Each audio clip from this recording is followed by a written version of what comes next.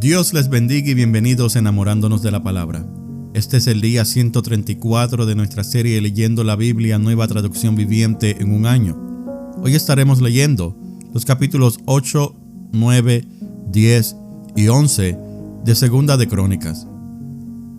La palabra de Dios se lee en el nombre del Padre, del Hijo y del Espíritu Santo. Amén. Segunda de Crónicas, capítulo 8. Numerosos logros de Salomón. Salomón tardó 20 años en construir el templo del Señor y su propio palacio real. Al cabo de ese tiempo, Salomón dirigió su atención a la reconstrucción de las ciudades que le había dado el rey Hiram y estableció israelitas en ella. Salomón también luchó contra la ciudad de Hamat de Soba y la conquistó. Reconstruyó Tadmor en el desierto y construyó ciudades en la región de Hamat como centros de almacenamiento. Fortificó las ciudades de Bet-Horón de arriba y Bet-Horón de abajo. Reconstruyó sus murallas e instaló portones con rejas. También reconstruyó Baalat y otros centros de almacenamiento y construyó ciudades para sus carros de guerra y sus caballos. Construyó todo lo que quiso en Jerusalén, en el Líbano y por todo su reino. En esa tierra todavía había habitantes que no eran israelitas, entre los cuales se encontraban hititas, amorreos, fereceos, heveos y jebuseos. Todos ellos eran descendientes de las naciones que el pueblo de Israel no había destruido. Entonces Salomón les impuso trabajo forzado y los hizo parte de sus trabajadores, y en esa condición trabajan hasta el día de hoy. Pero Salomón no obligó a ningún israelita a ser parte de sus trabajadores, sino que los puso a su servicio como soldados, oficiales en su ejército y comandantes y conductores de sus carros de guerra. El rey Salomón también designó a 250 de ellos para que supervisaran a los trabajadores. Salomón trasladó a su esposa, la hija del faraón, de la ciudad de David al palacio nuevo que le había edificado y dijo: Mi esposa no debe vivir en el palacio del rey David porque allí ha estado el arca del Señor y es tierra santa. Luego Salomón presentó ofrendas quemadas al Señor sobre el altar que le había construido frente a la antesala del templo. Ofrecía sacrificios para los días de descanso, los festivales de luna nueva y los 3 festivales anuales, la Pascua, el festival de las cosechas y el festival de las enramadas, como Moisés había ordenado. Para asignar las responsabilidades a los sacerdotes, Salomón siguió el reglamento de su padre David. También designó a los levitas para dirigir al pueblo en alabanza y para ayudar a los sacerdotes en sus tareas diarias. Designó porteros para cada puerta según sus divisiones, siguiendo las órdenes de David, hombre de Dios. Salomón no se desvió en absoluto de las órdenes de David respecto a los sacerdotes, los levitas y los tesoros. Así Salomón se aseguró de que todo el trabajo relacionado con la construcción del templo del Señor se llevara a cabo desde el día en que se echaron los cimientos hasta el día en que se terminó.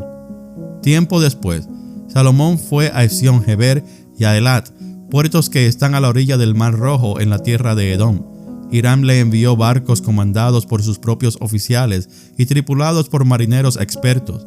Estos barcos navegaron hasta Ofir con los hombres de Salomón y regresaron con unas 15,000 toneladas de oro que entregaron a Salomón. Capítulo 9. Visita de la reina de Saba. Cuando la reina de Saba se enteró de la fama de Salomón, viajó a Jerusalén para ponerlo a prueba con preguntas difíciles. Llegó con un gran séquito de asistentes y una enorme caravana de camellos cargados con especias, grandes cantidades de oro y piedras preciosas. Cuando se presentó ante Salomón, habló con él acerca de todo lo que ella tenía en mente. Salomón tenía respuestas para todas sus preguntas. Nada le resultaba demasiado difícil de explicar. Cuando la reina de Saba se dio cuenta de lo sabio que era Salomón y vio el palacio que él había construido, quedó atónita. También estaba asombrada por la comida que se servía en las mesas del rey, por la forma en que estaban organizados sus funcionarios y la ropa espléndida que usaban, por los coperos y sus mantos, y por las ofrendas quemadas que ofrecía Salomón en el templo del Señor. Entonces la reina exclamó: Todo lo que oí en mi país acerca de tus logros y de tu sabiduría es cierto. Yo no creía lo que se dijo hasta que llegué aquí y lo vi con mis propios ojos. De hecho, lo que había oído no refleja ni la mitad de tu sabiduría. Supera ampliamente lo que me habían dicho. Qué feliz debe estar tu pueblo. Qué privilegio para tus funcionarios estar aquí en tu presencia día tras día, escuchando tu sabiduría. Alabado sea el Señor tu Dios, quien se deleita en ti y te ha puesto en el trono como rey para que gobiernes para Él. Debido a que Dios ama a Israel y desea que este reino permanezca para siempre, te ha hecho rey sobre ellos para que puedas gobernar con justicia y rectitud. Luego le regaló al rey 4,000 kilos de oro, grandes cantidades de especias y de piedras preciosas. Nunca antes hubo especias tan finas como las que la reina de Saba le regaló al rey Salomón. Además, las tripulaciones de Hiram y de Salomón trajeron oro desde Ofir y también madera de sándalo rojo y piedras preciosas. Con el sándalo, el rey construyó escalones para el templo del Señor y para el palacio real, e hizo liras y arpas para los músicos. Nunca antes se habían visto cosas tan hermosas en Judá. El rey Salomón le dio a la reina de Saba todo lo que ella pidió, regalos de mayor valor que los que ella le había entregado a él. Luego ella y todos sus acompañantes regresaron a su tierra. Riqueza y esplendor de Salomón. Cada año Salomón recibía unos 23,000 kilos de oro, sin contar los ingresos adicionales que recibía de mercaderes y comerciantes. Además, todos los reyes de Arabia y los gobernantes de las provincias también le llevaban a Salomón oro y plata. El rey Salomón fabricó 200 escudos grandes de oro labrado a martillo. Cada uno pesaba casi 7 kilos. También hizo 300 escudos más pequeños de oro labrado a martillo. Cada uno pesaba 3,5 kilos. El rey colocó los escudos en el palacio del bosque del Líbano. Luego el rey hizo un gran trono decorado con marfil y revestido de oro puro. El trono tenía 6 escalones y un estrado de oro. A cada lado del asiento había apoyabrazos y a cada lado del trono había una figura de león de pie. Había también otros 12 leones, uno en cada extremo de los 6 escalones.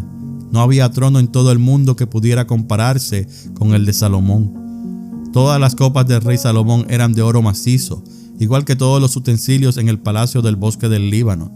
No estaban hechos de plata, porque en los tiempos de Salomón la plata no se consideraba de valor.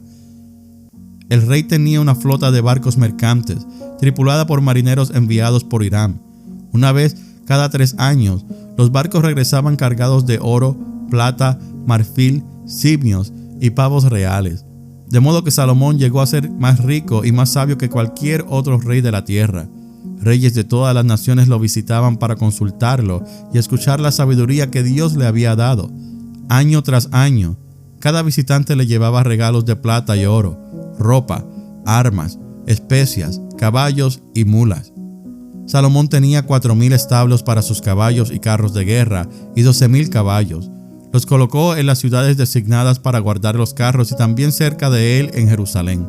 Gobernaba a todos los reyes desde el río Éufrates, en el norte, hasta la tierra de los filisteos y la frontera con Egipto, en el sur. El rey hizo que en Jerusalén la plata fuera tan abundante como las piedras.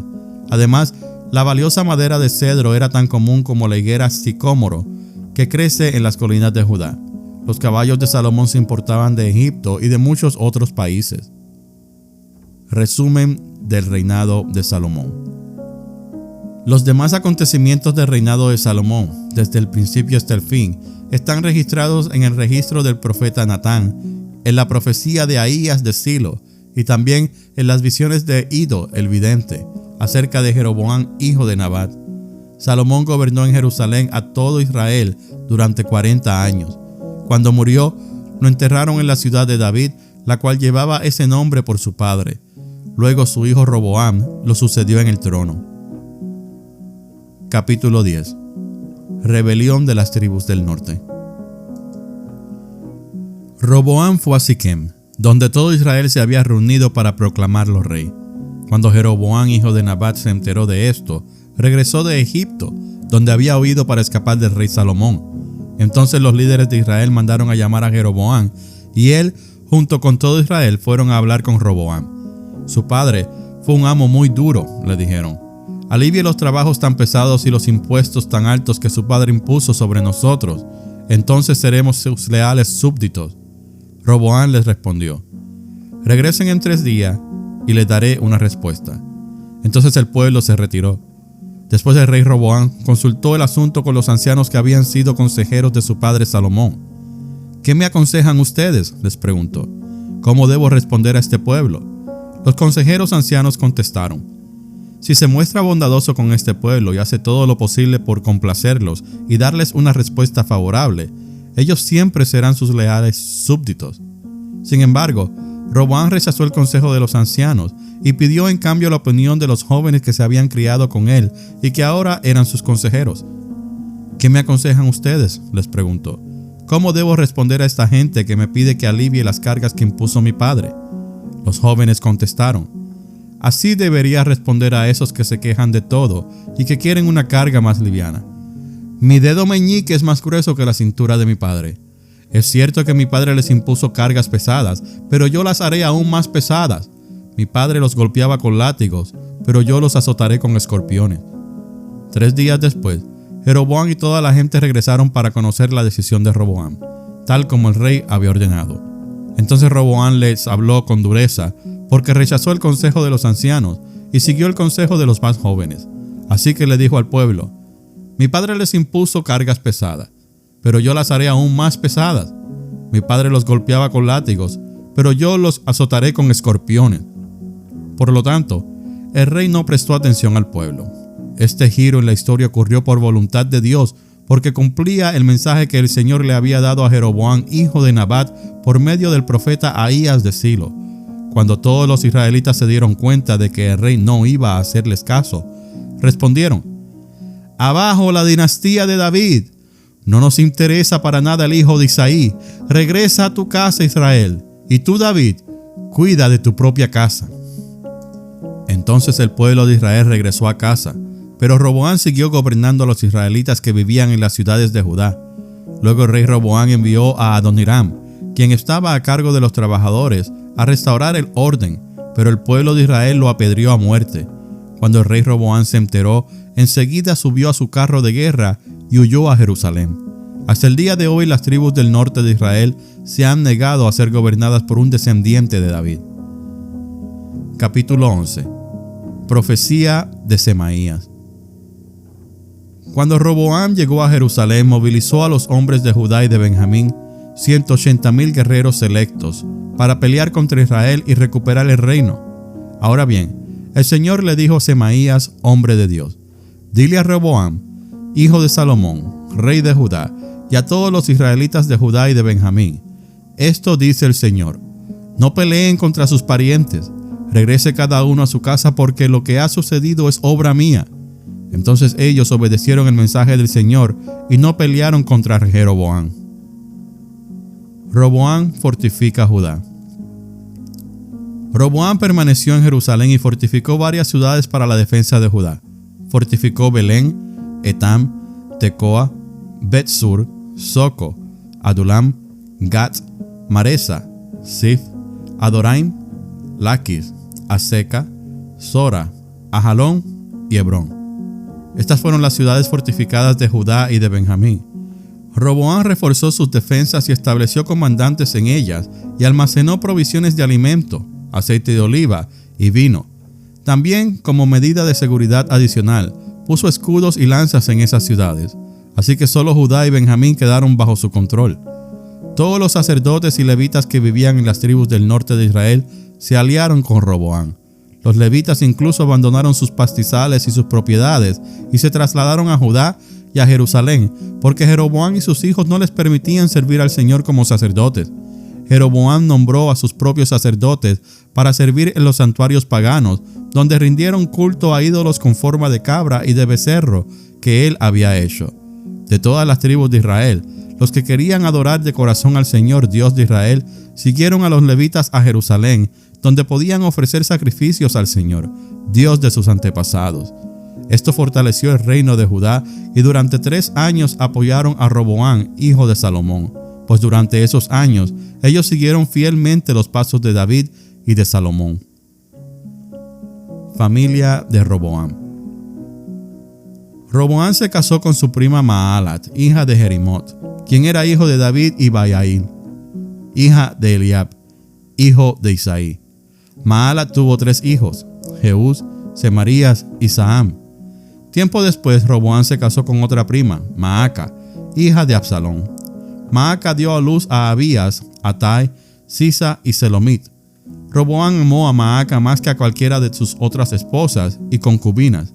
En total tuvo 18 esposas y 60 concubinas que le dieron 28 hijos y 60 hijas. Roboam nombró líder entre los príncipes a Abías, hijo de Maaca, y así puso en claro que él sería el próximo rey. Roboam actuó sabiamente dándoles a sus demás hijos responsabilidades y estableciendo a algunos en las ciudades fortificadas por todo Judá y Benjamín. Les dio abundantes provisiones y encontró muchas esposas para ellos. Esta ha sido la lectura del día 134 de nuestra serie Leyendo la Biblia, Nueva Traducción Viviente, en un año.